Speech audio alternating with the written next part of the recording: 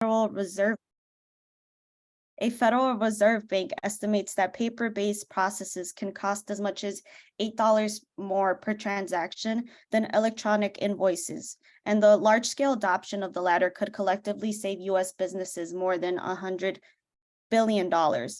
Digital technologies like virtual cards and invoicing could enable firms to break that vicious cycle of payment delays and inefficiencies.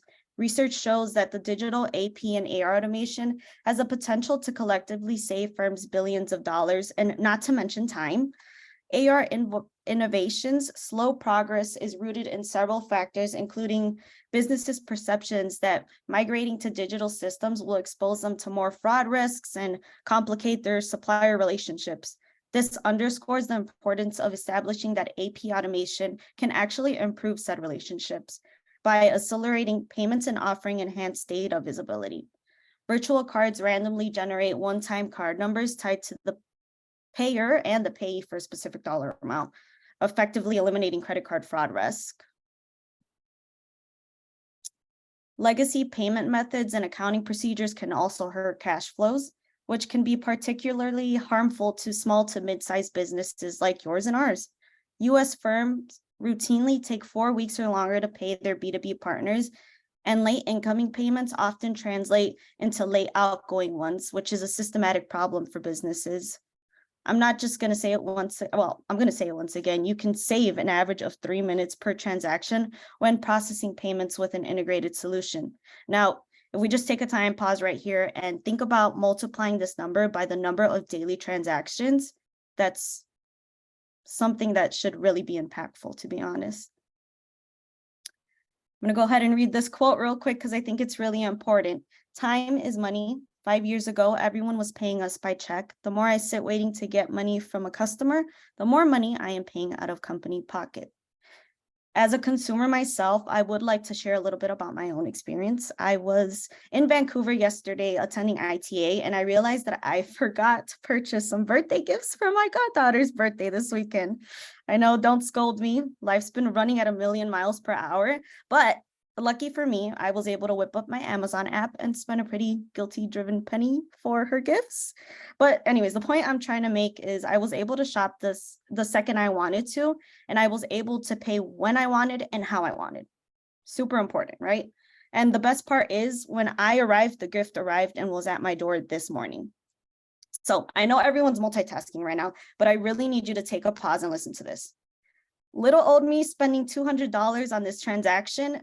Now, imagine your customer who is spending $10,000 or even $100,000, and you're not offering the payment options that the consumers feel they deserve.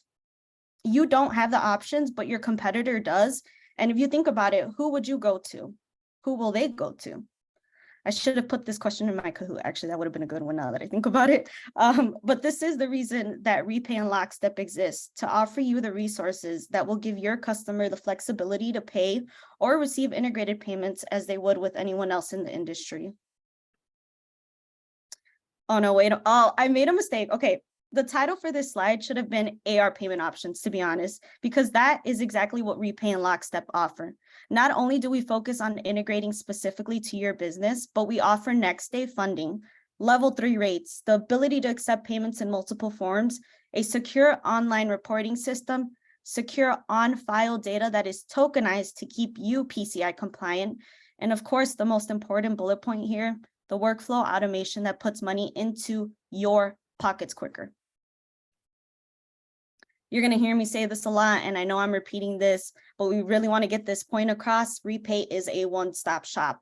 We offer AR, AP, our click-to-pay portal, and multiple forms of accepting and sending out payments like no one else in this industry. We are the definition of automation and streamlining the process. We're the one-stop shop for everything related to making and receiving payments, which makes us a trusted advisor to verify and enable transactions regardless of the payment channel. We eliminate the need to obtain payment accounts for each payment channel, which allows you to keep merchant account and change banks. The payment industry is constantly changing and evolving, and in order to stay ahead of the curve, you want to work with an all-in-one payment provider who can be your one-stop shop for everything related to payments. Not only is REPAY integrated with Lockstep, we continue to grow our third-party integration portfolio. On this screen, you can see several solutions we currently integrate, many more that are not listed on here, allowing you to offer omni-channel flexibility. What does it mean to be omni-channel, you may ask? It means we are ready for you to grow. We seamlessly integrate to all these solutions, and now your customer can pay you anywhere, anytime, like I did in the airport. And speaking of anywhere and anytime, integrated payments offer tremendous benefits, which we will go into here. Now you may be asking again, why REPAY? Well, let me share with you why companies come to REPAY. It really boils down to the 4 main points. We save time and reduce cost, we mitigate risk, we support efficiency, and provide a seamless integration. Combined, those 4 points stand for the pillars of why our technology and our team members are so beneficial to REPAY's customers. Ladies and gentlemen, I am not only a consumer, I am a payments consultant. Surprise! I pride myself in staying on top of the new payment trends, integrations, new features, pricing structures offered by the credit card brands, and of course, special promotions too. This is the knowledge I would like the opportunity to share with you. Let us demonstrate how omni-channel integrated payments can improve your business and cash flow. Schedule a discovery call with me. As a thank you, I will send you lunch on us. I would love the privilege to speak with you live. Take a moment and scan the QR code. This will trigger an alert for me to contact you. I hope the information I provided was helpful, and I truly do look forward to speaking with you. And with that, I'll go ahead and pass it off to you, Whitney. I think I have control now, so I should be able to advance the slide.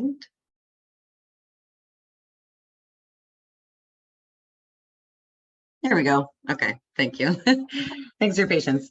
Thanks everyone. I know I already introduced myself, so I'll skip that part. And thank you, Nicole. That was awesome content. Again, thanks, Amy, for letting us present to you guys today. Make sure you guys can hear me correctly. You guys all give me a thumbs up if you can hear me, right? Good to go? You're good to go. Awesome. All right, so let me click on to the next slide. Sorry, it's a little bit slow. There we go. So basically what I'm going to be talking to you about today, is really some accounts receivable automation benchmarks that we at Lockstep have been able to establish. I'll dig into how the data was gathered and, some of the analytics side of it. But first, what I thought we could look at, was really looking at some of the challenges that are associated with the manual collections process. I'm not going to list these out here, but what you see here is a snapshot of potentially what a manual collections process can look like. What this is an aging spreadsheet, and not everyone has a color-coded aging spreadsheet this advanced or this aggressive, but this was sent to us by a prospect who is now currently a customer. But this was really how they were managing their receivables through this aging spreadsheet. They would export their aging report from their current accounting system, and then they would color code it, daily. Sometimes it was even out of date or needed to be updated by the end of the day. It was different from the start of the day, just by the nature of collections. So what I want to point out here is that without having an automation piece, all of these activities that you see here, they're completely done manual, and with little to no visibility into what the other team members are even doing. So it's really disconnected, and there's no visibility. And when you break it down, it's really a manual process that's built on Outlook and Excel. So then that leads us into, some of the top reasons for late payments. These are just a few examples of some of the top reasons that we've heard from our clients and from our prospects. We like to call these cash traps, just like a fun term that we like to use around here. But what we see is that, these late payments have a ripple effect on AR or collections in several ways, including an increase in your days sales outstanding, or DSO, which is a measurement that a lot of financial professionals look to. Also, it can reduce your cash flow. And in that same moment, it can also increase your collections cost. So, if a large percentage of your customers are late payers, that can cause your DSO to expand and really put you into one of these cash traps.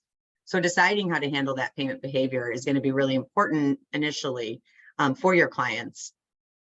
Also, if you add to that, it generally takes a business roughly 10 days to process a single invoice, I think. So, That's why B2B enterprises wait around 40 days on, I think the average is, to receive a payment.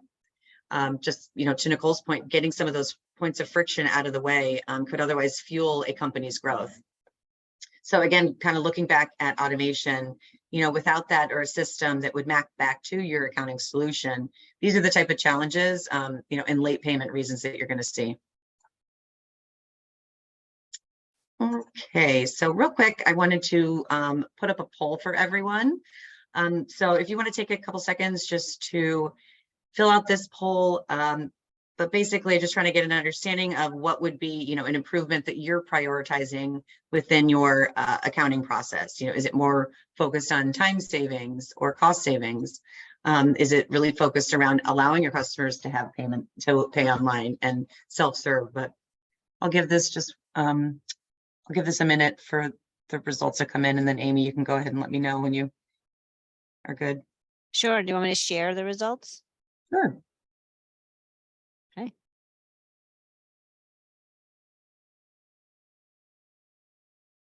There you go. Okay. That's interesting, actually, because, a lot of times, and earlier on, cost savings was a big one. So, improving that cash flow, getting money in your bank. But as we've seen, like transitions and digital transformation, it's really going digital and allowing your customers to be able to pay online and self-serve their own invoices, and time savings as well. So it's kind of moving even from a cash flow situation more to how can I just improve my processes and make it an easier transition for my customers too. So thanks, everyone.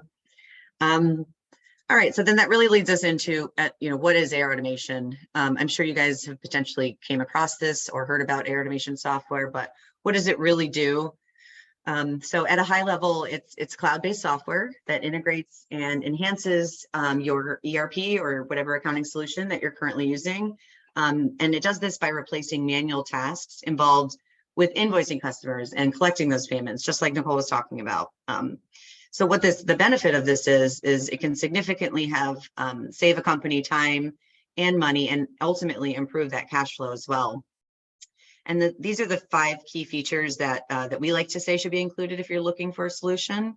We'll dig into some of the, more of the functionality around these, the benefits in the benchmarked information. But if you're looking, at a minimum, this is what a AR automation solution should include.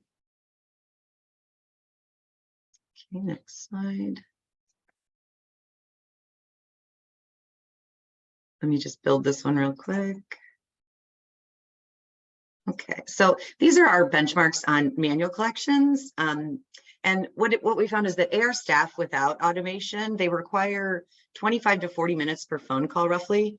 And this includes prep time to get information together, call time with the customer, and also post-call administration. So like write-ups and reporting. So not just the physical phone call itself, but additional activities around it. And through the combination of phone calls and emails, the average AR staff can complete around 40 to 60 outbound communications per day. So, again, not just calling, those are also included of emails. So like the example earlier, can you resend me my invoice? So that would be an example of an outbound activity. But what we found was the limited capacity and limited staff for the AR teams sometimes. That means that less than 10% of customers are contacted after invoice presentment. And because staff is typically focused on this, and that is because their staff is typically focused on the 60 days plus past due. So only focusing on those, the ones that are 60 days plus past due, you're not able to actually reach proactively to those customers to get them to pay before it's past due. And the information was a study we did, a survey we did with our own customers as well as a broader survey. So now getting into the data a bit, and what's really exciting is that this is our customer data. It's in production, and it was tracked over a 10-month period of time. So I'll let you read through this here, but we had a really good diversification around industry, revenue, and a good mid-market representation, revenue size of 205 million. And in most of these customer cases, an ROI model was presented early on in the pre-sale stage. So then we were able to look back at what those pre-sale ROI was given to them and compare the metrics to them. So that's how we were able to establish these benchmarks. And then additionally, going beyond that, we create a target for improvement. So they have a goal to look for after implementation. So additionally to, oh, and just to mention, these were collected post-implementation. So just, these are already live customers as mentioned. And again, outside of it being great diversification, we had a great variation in the number of accounts, the number and size of invoices, and then a mixture of product adoption. So not everyone uses our solution with all of the bells and whistles. Sometimes they just use, pieces of it. So the three benchmarks that we really were analyzing, the first one was automated customer communications. And we were examining the impact of automated communications. So these are those, your invoices due, your 30 days past due, 60 days past due. Those are the automated communications that we're talking about that you can set up. And these include, even more, they can be statements, reminders, and additional things. And what they replace really are manual emailing, spreadsheets, Post-its, or 3-ring binders. You can get creative with it. But what they should be, what they should look like is they should be your voice, and they should be customizable to your company and look like it's coming from your company. Within the days of spam and all the phishing emails, it should look like it's coming from you. And they should also be tailored for your customer type. Many of our customer segments, they segment their customers to ensure they get a different communication that's relevant to that segment at that time. So when we compared, a pre and post implementation of automation, it looked at companies not using the automation. The average, I'm sorry, I just skipped ahead too much. Sorry. Yeah, the average days delinquent was 39. And when they turned on automation and they enabled the automation piece of the solution, that dropped to 18. And that's, pretty significant with the 53% improvement. So they found that these communications, they're critical for their success, and automation was able to help with that, keep up with it, and able to touch more customers. All right, so the next benchmark was the importance of human touch. You can only rely on automation so much. There's also that human touch behind it, especially when you're asking someone, to make a payment. So in this data, you can see that the impact of automated communications compared to a 100% manual approach, the best combination was leveraging both of these, leveraging automated communications, personal communications, and oh shoot, I'm sorry, I'm on the wrong slide. That would be helpful, right?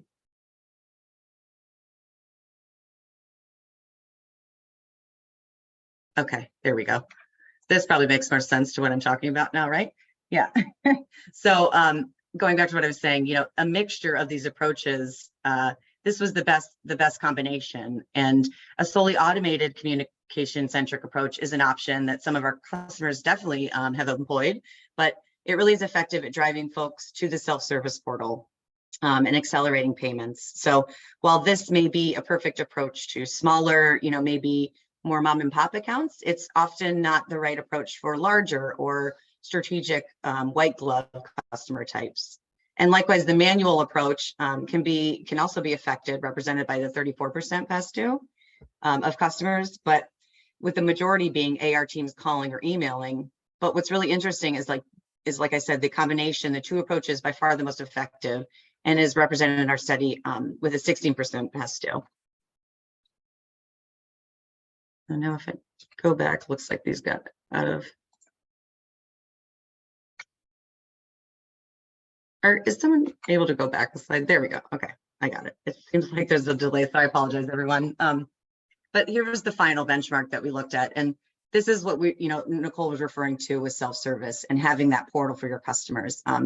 It's a way of enabling them to complete activities on their own, rather than your team having to do that extra activity, like going back to resending an invoice.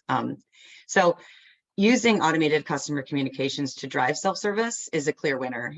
We heard loud and clear from our customers and prospects that using automated payments based on best practices and the move to remote work were a big lever, and it averages a 14-day acceleration providing these for your customers. And online payments is really just one component of a good self-service portal. It should also be able to have document support. You should be able to make promises to pay, or pay multiple invoices and access your payment history. So that's just the payment side of it is one portion. There's a ton other that should come with it, and you can add on as well. Other factors are how it can help reduce, average days delinquent. We have supporting data on that. And then, just access, if they want to be able to pay you on time, typically is what we see. You just got to remove some of those barriers in front of them so that it makes it easier for them.